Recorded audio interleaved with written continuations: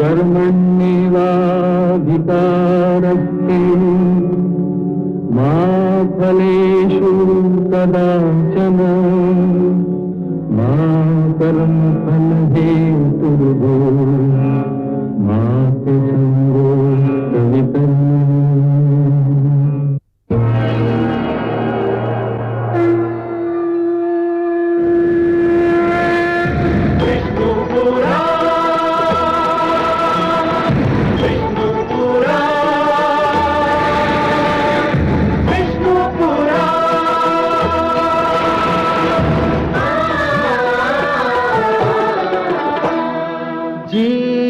ज्ञान ब्रह्म ज्ञान अथ श्री विष्णु पुराण ओम की कथा महान जय श्री विष्णु पुराण विष्णु पुराण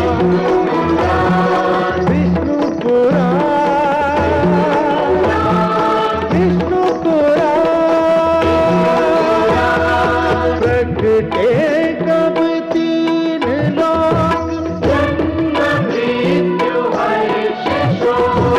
पृथ्वी जल वायु गगन प्रकृति कब ज्योत अगन इस पुराण में है निहित जप तप और योग ध्यान विष्णु पुराण विष्णु पुराण विष्णु पुराण। मैं मां हूं, धरती मां। कायरों ने सदा अपनी कायरता को रणनीति के पर्दे में छिपाने का प्रयत्न किया है। एक नारी का अपहरण या उसे राजनीतिक उद्देश्यों से प्रयोग करने का प्रयास कभी नीति का अंग नहीं बन सकता। सहस्रार्जुन के पुत्रों ने अनामिका का इसी तरह प्रयोग करना चाहा। मैं जानती थी कि इसका क्या परिणाम होगा। अनामिका का बलिदान परशुराम के ऐसे क्रोध का कारण बन गया जिसका अंत उसी समय हो सकता था जब उसका पूर्ण प्रतिशोध ले लिया जाए। परशुराम ने यह प्रतिशोध लिया और मैं जानती हूं कि अनामिका की आत्मा को शांति मिल चुकी है और अब सहस्रार्जुन का परिणाम भी बहुत दूर नहीं है।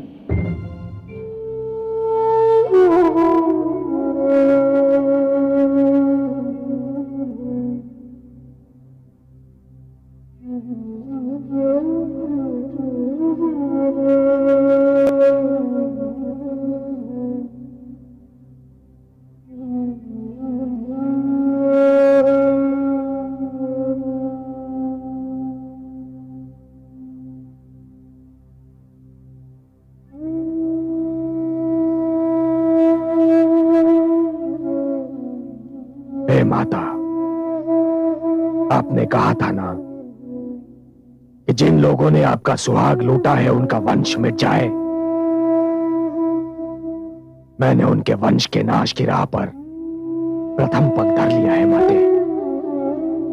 जिन लोगों ने आपकी मांग में वैधव्य की राख मलती थी, मैंने उनका जीवन मिट्टी में मिला दिया है।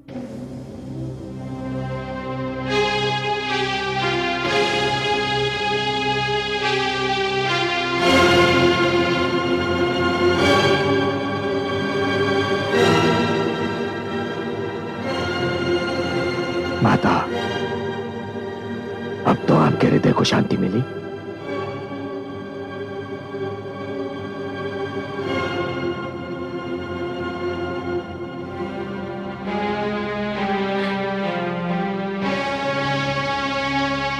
इन दुष्टों के अंत से मेरा लुटा हुआ सुहाग तो नहीं मिल सकता पुत्र, किंतु मुझे हर्ष अवश्य है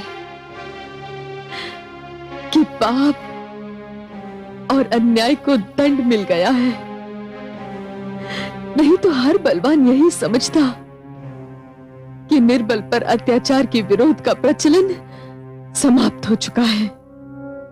माता, मैं यही बात सिद्ध करना चाहता था माता, कि हर निर्बल पर अत्याचार करने वाला बलवान ये जान ले कि निर्बल और उसके बीच कोई परशुराम भी आ सकता है, जो उसका विरोध भी कर सकता है, उसका अंत भी कर सकता है। किंतु पुत्र, जब तक आवश्यकता ना हो विरोध ना ही करें तो अच्छा है। मैं तुम्हें दोष नहीं देती, किंतु यदि एक ऋषि पुत्र की दृष्टि से करुणा ही चली गई तो ये समस्त संसार के लिए बहुत ही दुखद घटना होगी। मुझे आज भी मेरे पति के सिद्धांतों से प्रेम है, और सत्य कहूं तो ये प्रेम अब और भी बढ़ गया है। बातें, आप मुझे दोषी समझ रही हैं? नहीं पुत्र, मैं किसी को दोषी नहीं समझती, ना तुम्हें और ना ही अपने स्वर्गीय पति को। नियति के लेख को दोष देना व्यर्थ है। पर माता, कदाचित आपको ज्ञात नहीं है कि मैं इस संसार में एक निश्चित लक्ष्य लेकर आया हूं। अभी तो मुझे उन क्षत्रियों के रक्त से पिताश्री का तर्पण करना है माता, जिन्होंने समस्त ऋषिगण का जीवन नरक बना दिया था, जिन्होंने विद्यार्थियों के हाथों से पुस्तकें और आचार्यों से उनका धीरज छीन लिया था। माता, मैंने सरियानावत में जो कुंड बनाया है, उस कुंड को क्षत्रियों के रक्त से भरना है। मैंने आपको यह वचन दिया था माता, और वो वचन मैं अवश्य निभाऊंगा। माता,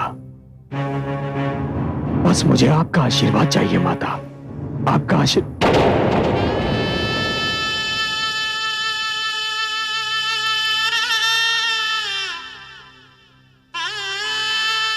माता, माता, माता, माता, माता, माता, माता। अनुज, क्या हुआ इनको? माता हमें छोड़कर चली गई बंधु। नहीं, माते, माते, माते, माते, माते। नहीं बंधु, नहीं, अश्रु मत बहाओ। वीरांगना की मृत्यु पर अश्रु बहाना उसकी वीरता का अनादर करना है।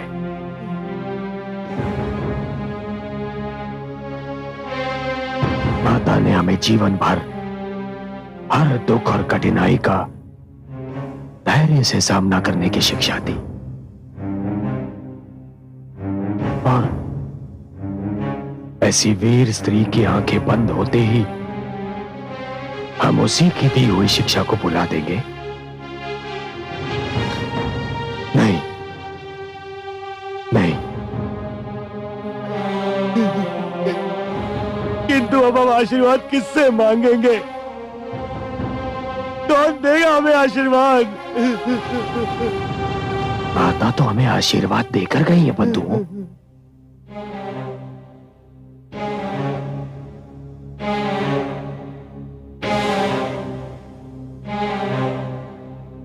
और माता का आशीर्वाद यह है कि अब जब हम अत्याचार से युद्ध करें तो हमें यह ध्यान न रहे कि हमारी माता की सुरक्षा कौन करेगा। उन्होंने हमें अपनी सुरक्षा की चिंता से मुक्त कर दिया है, मुक्त कर दिया है, ताकि अब हमारे ध्येय पूर्ति के बीच कोई माता, कोई पिता या कोई अनामिका बाधा न बन जाए।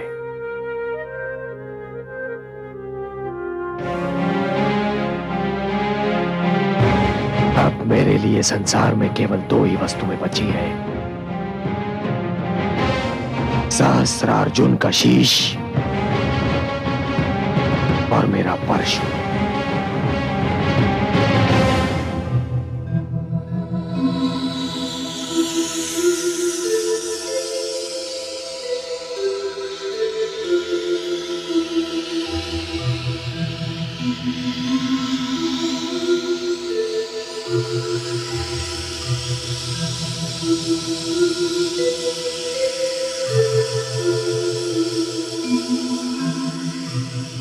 प्रणाम माते। आयुष्मान भव। तुम्हें देखने को मेरे नयन तरस गए हैं पुत्र। कई कई दिन बीत जाते हैं तुम्हें देखे बिना। तुम क्या जानो मां की ममता क्या होती है पुत्र। जानता हूँ माते, जानता हूँ मैं। माते, मैं आपकी ममता का ऋण नहीं चुका पा रहा हूँ।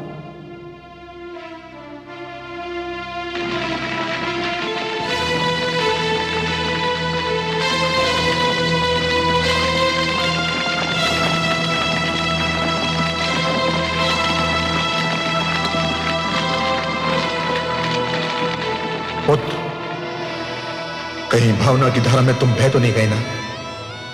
तुम्हें अपना वचन स्मरण है ना? तो काट दो अपनी माता का सर। अपने इस अभागे पुत्र को क्षमा कर देना माता। मैं वो करने जा रहा हूं जो आज तक किसी पुत्र ने नहीं किया होगा, और ईश्वर ना करे कि आज के उपरांत किसी पुत्र को करना पड़ जाए। क्षमा माते, क्षमा।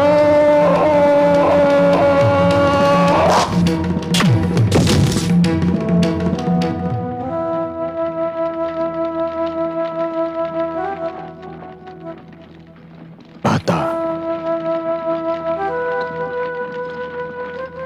अंतिम विदा देने आया हूं माता। मेरा प्रणाम स्वीकार कीजिए।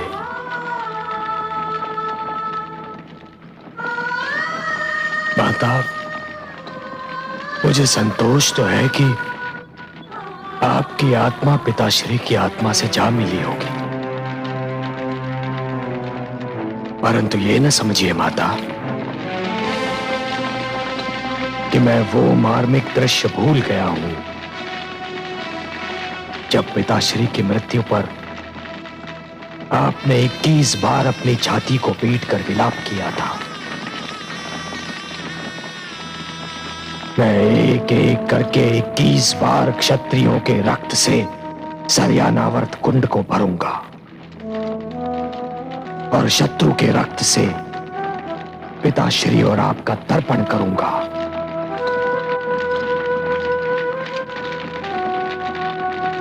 ये आपका ऋण है मुझ पर माता, ऋण है मुझ पर। मुझे आपकी शपथ माता, आपकी शपथ, यदि मैं ऐसा ना करूं तो घोर नरक में चला जाऊं और ऋषि जमदग्नि तथा देवी रेणुका का पुत्र ना कहलाऊं।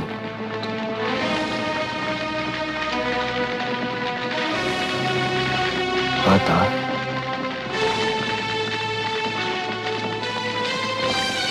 आज अपने आप को एकदम अकेला महसूस कर रहा हूं माता। अकेला पड़ गया हूं क्योंकि आप तो वो माता हैं जिसने अपने पुत्र की हर त्रुटि, और सारे अपराध हंसते हंसते क्षमा कर दिए। माता, हर पुत्र का प्रथम संस्कार माता के हाथों होता है और माता का अंतिम संस्कार पुत्र के हाथों। यह अग्निदान स्वीकार कीजिए माता। यह अंतिम अग्नि संस्कार स्वीकार कीजिए।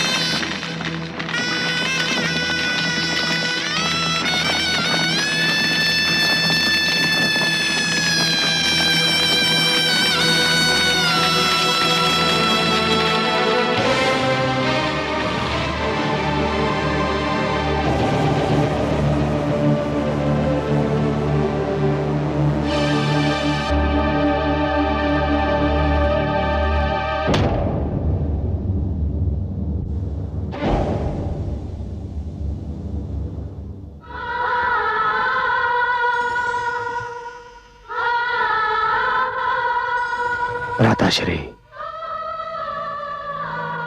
अधिकारों के इस महायज्ञ में पिताश्री की आहुति चढ़ गई। माताश्री ने भी अपने प्राण त्याग दिए। अब मुझे एक और जीवन की आवश्यकता है। मुझसे कहो अनुज, मैं दूंगा अपना जीवन। ये पेटिका देख रहे हो? क्या है इसमें? सहस्त्रार्जुन के चारों पुत्रों के सिर। मैं इन्हें महाराज सहस्त्रार्जुन को उपहार स्वरूप भेंट करना चाहता हूं, परंतु जो भी व्यक्ति जाएगा वो कदाचित जीवित नहीं लौटेगा। अनुज, जब सम्मान का प्रश्न होता है, जब प्रतिष्ठा दांव पर लगी होती है, जब अत्याचार के विरोध का चक्र चलता है, तब प्राणों का कोई मूल्य नहीं होता। मुझसे कहो क्या करना है। इसे महाराज सहस्त्रार्जुन के सेनापति को भेंट करो मेरी ओर से, और उसे यह निवेदन करो कि इसे केवल महाराज सहस्त्रार्जुन ही खोलेंगे। सेनापति एक क्षत्रिय है और मेरा विश्वास है कि वो ऐसा ही करेगा, क्योंकि सहस्त्रार्जुन और उसके सारे सहयोगी ये जानते हैं कि आप युद्ध कला में प्रवीण नहीं हैं। आप तो केवल एक आचार्य हैं। कदाचित आपके प्राणों की रक्षा हो जाए, किंतु भ्राता, आपको अपने मस्तक पर मृतक वस्त्र बांधकर ही जाना होगा। मैं जाऊंगा अनुज, अवश्य जाऊंगा। यदि ये प्राण चले गए तो समझूंगा मात पितृ ऋण उतारने की चेष्टा तो की। भ्राता, ये कार्य स्वयं मैं भी कर सकता था, किंतु अनुज, तुम्हारा निर्णय उचित है। तुम्हें संपूर्ण युद्ध का संचालन करना है। सैनिक अनेकों होते हैं, किंतु सेनापति एक होता है। भ्राता, मुझे अब चलना चाहिए। भ्राता, यशस्वी भव, यशस्वी भव।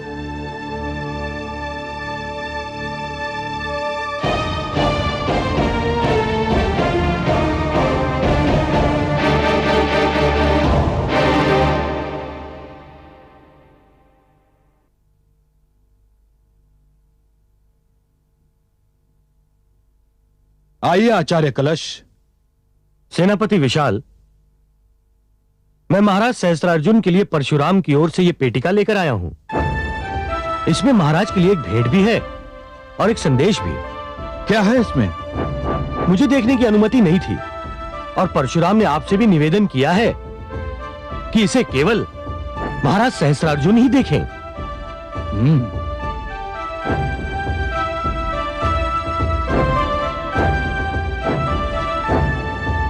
पेटिका की बनावट देखकर तो ऐसा लगता है कि परशुराम ने हमारे महाराज के लिए कोई अनमोल भेंट भेजी है और राज की सैनिक तैयारियां देखकर घबरा गया है परशुराम। एक सशस्त्र बड़ी सेना का सामना करना इतना सरल नहीं होता आचार्य कलश।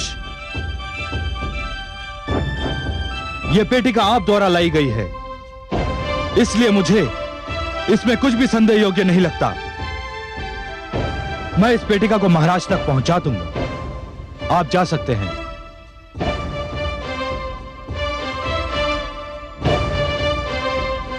सैनिकों, यह पेटिका को उठाकर मेरे साथ चलो।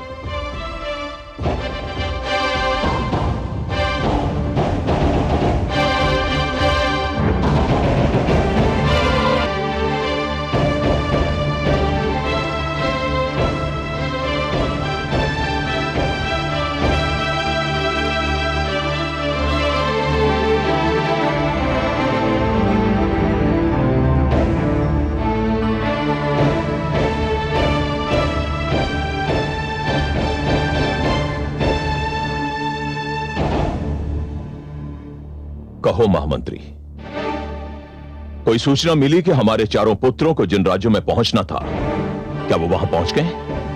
अब तक तो कोई सूचना नहीं मिली महाराज। यह तो बड़ी चिंता का विषय है। ऐसा नहीं है महाराज, कभी कभी सूचना का न मिलना ही अच्छी सूचना होती है। चारों राजकुमार सकुशल होंगे। ईश्वर करे ऐसा ही हो।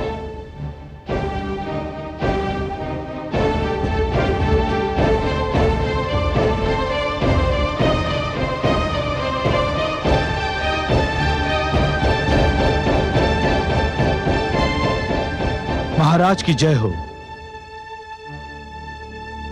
महाराज, परशुराम ने आपके लिए कुछ भेजा है। परशुराम ने? मेरे लिए? हाँ महाराज, और जो व्यक्ति इसे लेकर आया था उसने कहा था कि यह केवल आपके लिए है और इसे केवल आपके समक्ष ही खोला जाए। ठीक है, मंगवाओ उसे। जो आज्ञा महाराज।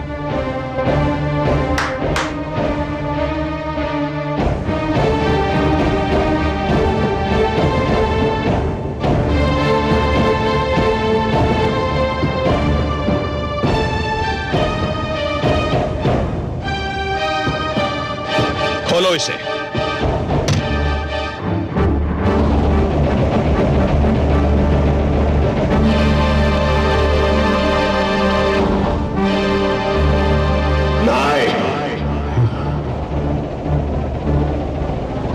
क्या हुआ महाराज? इस पेटिका में क्या है? हे ईश्वर, राजकुमारों के कटे हुए सार। क्या? क्या? क्या? नहीं, नहीं, नहीं ईश्वर, नहीं, नहीं ईश्वर, नहीं ईश्वर, यह दृश्य देखने से पहले महाप्रलय की उंगली आ गई। मेरे कुलदीपकों का प्रकाश बुझाने से पहले हे सूर्य, हे चंद्रमा, तुम्हारा प्रकाश अंधकार में क्यों नहीं बदल गया? परशुराम, यदि यही तुम्हारा युद्ध संदेश है तो यह भी सुन ले। तुमने मेरे कुलदीपकों के कटे हुए सिर भेजे हैं। इन कटे हुए सिरों की सौगंध मैं इस धरती पर एक भी भार्गव को जीवित नहीं छोड़ूंगा, बिल्कुल नहीं छोड़ूंगा। परशुराम,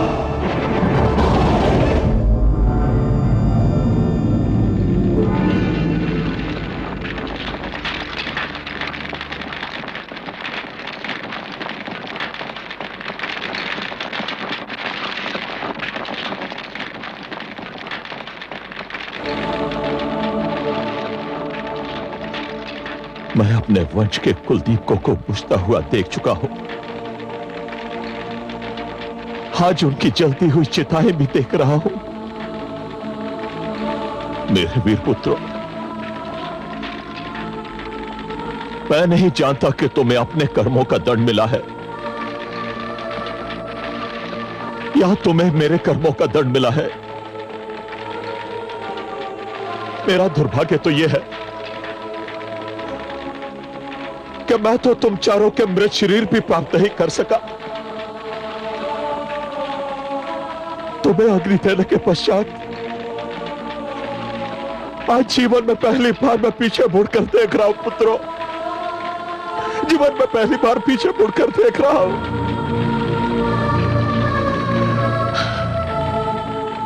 मैं देख रहा हूं उस सहस्रार्जुन को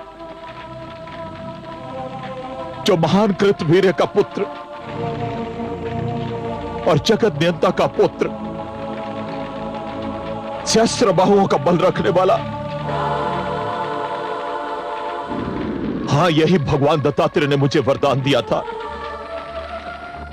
मेरे तप से प्रसन्न होकर आज मैं सोच रहा हूं कि वो तपस्वी कहां चला गया। आज मैं सोच रहा हूं कि ये सम्राट मेरे अंदर कैसे प्रवेश कर गया। लोगों के जीवन की यात्रा संन्यास पर समाप्त होती है, परंतु मेरे जीवन की यात्रा तो संन्यास से प्रारंभ हुई थी।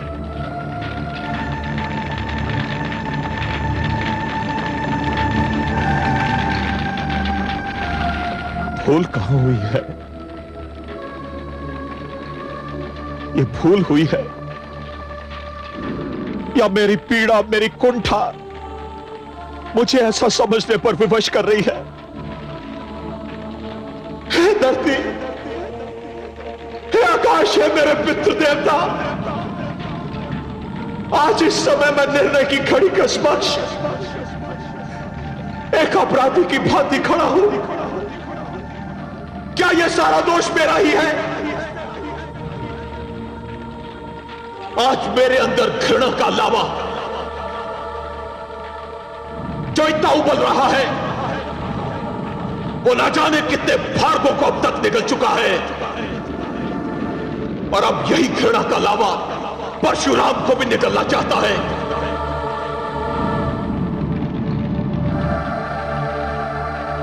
हाँ महाराज, यही सत्य है। जो व्यक्ति अपने अस्तित्व की रक्षा के लिए युद्ध नहीं करता, उसे इतिहास भूल जाता है। भार्गव जिस प्रकार अपने अस्तित्व का संघर्ष कर रहे हैं, उसी प्रकार हम क्षत्रिय भी अपने अस्तित्व के लिए एक भयानक नरसंहार करेंगे। इस समय आप अकेले नहीं, आपके साथ 21 महाशक्तियां हैं। महाराज, विजय की देवी इस समय हमारी प्रतीक्षा में है और हमारा स्वागत करने के लिए तत्पर है। उठाइए तलवार। सम्राट सदैव तलवार के बल पर शासन करते अच्छे लगते हैं, और फिर प्रतिशोध भी आपसे कुछ मांग रहा है, और वो 4 जलती हुई चिताएं भी आपसे कुछ मांग रही हैं। महाराज, आपने सत्य कहा है, आपने सत्य कहा है। मैं आप लोगों का आभारी हूं।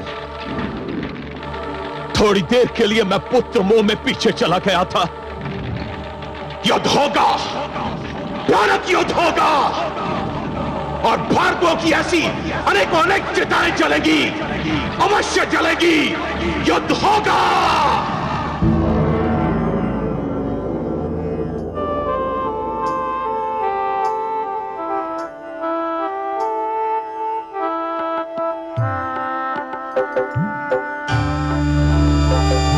नारायण नारायण।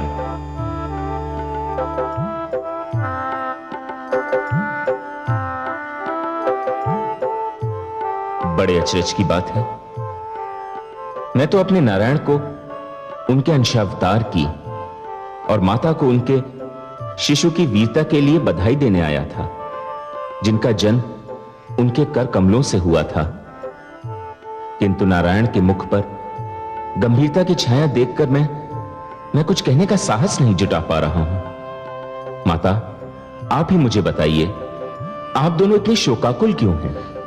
क्या कहें देवर्षि, जिन हाथों में संसार के सर्वोत्तम शस्त्र इसलिए दिए जाएं कि वो मानव जाति की रक्षा का भार संभाल सकें, मानवता के रक्षक बन सकें, यदि वही हाथ भ्रष्टाचार और अनैतिकता की दलदल में धंस जाएं, तो क्या मन को दुख नहीं होगा? आज हम दोनों के सिर लज्जा से झुक गए हैं। आपके मुख से निकले हुए शब्द बहुमूल्य हैं माते, किंतु मैं इन शब्दों का अर्थ समझने में स्वयं को असमर्थ पा रहा हूं। आप किन हाथों की चर्चा कर रही हैं? अपने प्रपौत्र के हाथों की। आपका प्रपौत्र? माते, मैं अब भी नहीं समझ पा रहा हूं, आप किसके विषय में बात कर रही हैं? सहस्रार्जुन के विषय में, और किसके? ठहरिए माते, आप मुझको जितना शक्तिशाली समझ रही हैं, मैं उतना हूं नहीं। मुझे इस झटके से संभलने दीजिए। सहस्रार्जुन आपका पपौत्र है? मेरे लिए तो यह सूचना है माते। हाँ देवर्षि, ये बात बहुत कम लोगों को ज्ञात है। यूं तो मेरे कमल नयन बहुत ही कृपालु, दयालु हैं। इनके मन में मेरे लिए अथाह प्रेम है, किंतु एक बार ये मुझसे क्रोधित हो गए और क्रोध में आकर इन्होंने मुझे अश्व प्रजाति में जन्म लेने का श्राप दे दिया। फिर क्या हुआ माते? सो मैंने अश्व प्रजाति में जन्म लिया, किंतु इनको भी मेरे बिना चैन कहां। थोड़े ही दिनों के पश्चात इन्होंने स्वयं भी अश्व प्रजाति में जन्म लिया और मुझसे विवाह किया।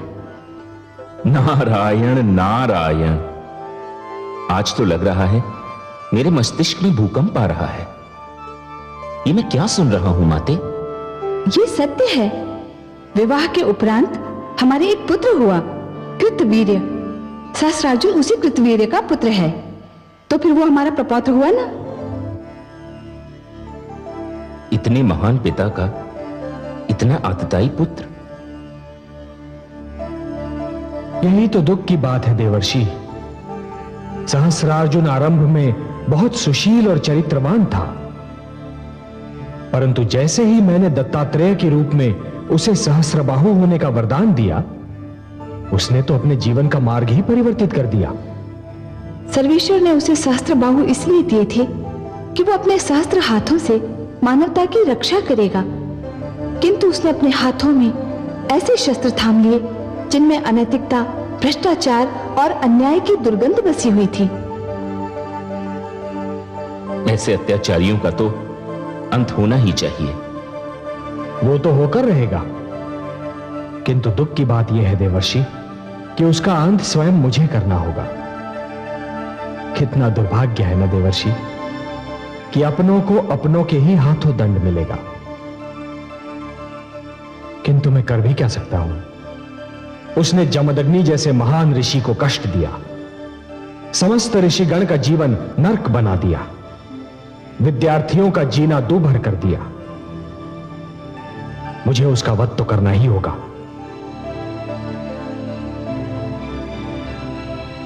हे देवर्षि, जिस प्रकार शरीर का कोई भाग यदि सड़ जाए तो समस्त शरीर को बचाने के लिए उस भाग को काटना ही पड़ता है, उसी प्रकार यदि घर के दीपक से ही घर को आग लग जाने का संकट हो तो उस दीपक को अपने ही हाथों बुझाना भी पड़ता है। मुझे सहस्रार्जुन का वध करना ही होगा। और देवर्षि, सिद्धांत रूप में तो आवश्यकता पड़ने पर मैं स्वयं अपना वध भी कर सकता हूं। और आज तो अंतिम निर्णायक युद्ध है। हां महादेवी, जब क्षत्रियों ने अपना कर्म छोड़ दिया तो भार्गवों को भी अपना धर्म छोड़ने पर विवश होना ही पड़ेगा। हे सर्वेश्वर, आपकी लीला अपरंपार है। नारायण नारायण।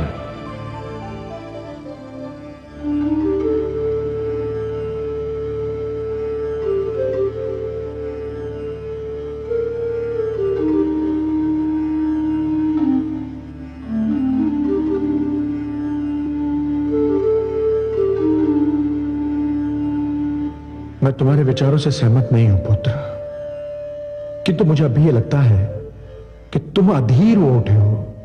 तुम धैर्य से कार्य नहीं ले रहे हो पुत्र। आप जिसे धैर्य कहते हैं, मुझे उस पर आत्महत्या का संदेह होता है। मुझे मृत्यु से डर नहीं लगता पिताश्री, किंतु मैं उस मृत्यु के नाम से भी घृणा करता हूं, जो केवल इसलिए आ दबोचे कि हमने जीने का प्रयत्न ही नहीं किया था। पुत्र, यदि तुम जाने की हट कर रहे हो तो जाओ, किंतु एक बात याद रखना पुत्र, ब्राह्मण कभी हत्यारा नहीं होता। यदि मेरा ब्राह्मण होना ही मुझे अन्याय से लड़ने से रोकता है तो जाइए पिताश्री, मैं आज से ब्राह्मण नहीं रहा। स्वामी, माता, स्वामी, माता, स्वामी, माता। वत्स परशुराम,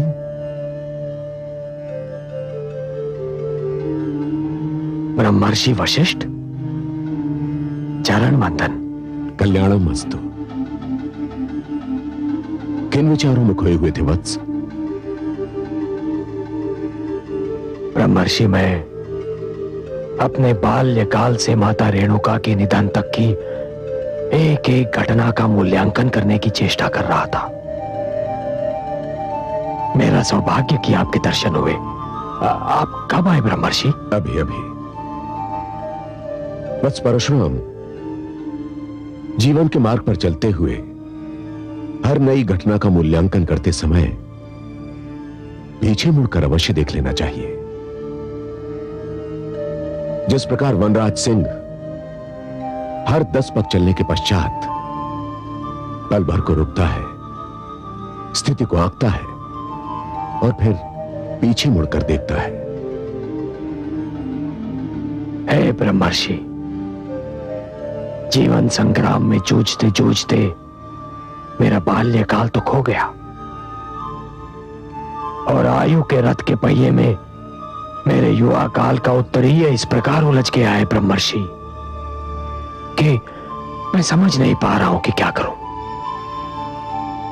काल का पहिया रुक नहीं सकता और उत्तरीय बचाने का निर्णय मुझे बड़ी शीघ्रता से करना होगा। हे ब्रह्मर्षि, आप ही बताइए कि कहीं मैं सहस्रार्जुन से असीम घृणा के कारण कोई पाप या कोई अनर्थ तो नहीं कर रहा। मुझे प्राण लेने या प्राण देने का निर्णय करना है ब्रह्मर्षि, मेरी सहायता कीजिए। बड़ा ही शुभ हुआ वत्स परशुराम कि मैं तुमसे मिलने आ गया।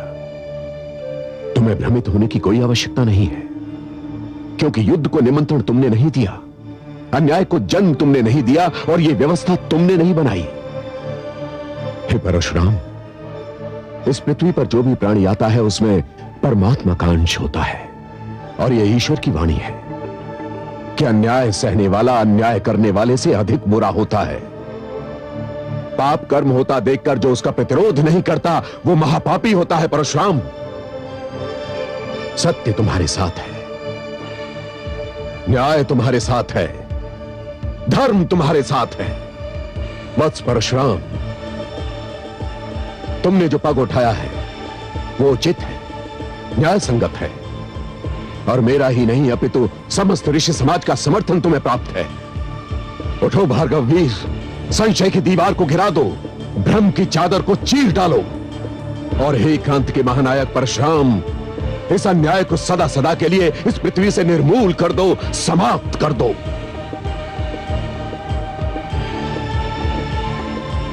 हे ब्रह्मर्षि वशिष्ठ, इस समय आपका आगमन सचमुच ही बहुत शुभ है। आपने दीपक की कांपती हुई लौ के लिए अपनी ओजस्वी वाणी में अपने विचारों के माध्यम से जो तेल और ईंधन डाला है उससे मैं इस अन्याय को, इस समस्त व्यवस्था को जलाकर राख कर दूंगा।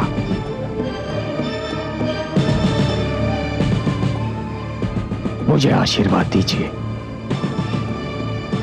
विजयी भव।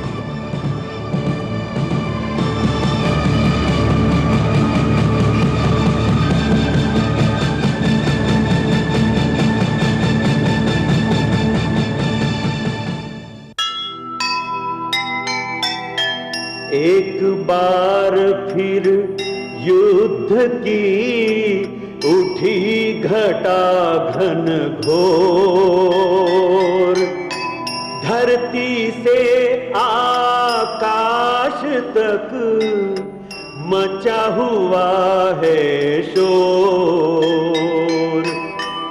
एक और सेना बड़ी, एक और सतनाम, ये तो समय बताएगा क्या होगा परिणाम, क्या होगा परिणाम।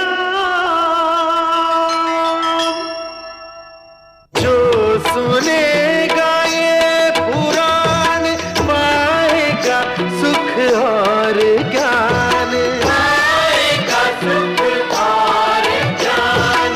कर्म को ही धर्म जान, प्रेम की तू छेड़तान, प्रेम की तू छेड़तान। बीते युग बता रहे हैं, बीते युग बता रहे हैं, सत्य पथ पे चल सुजान,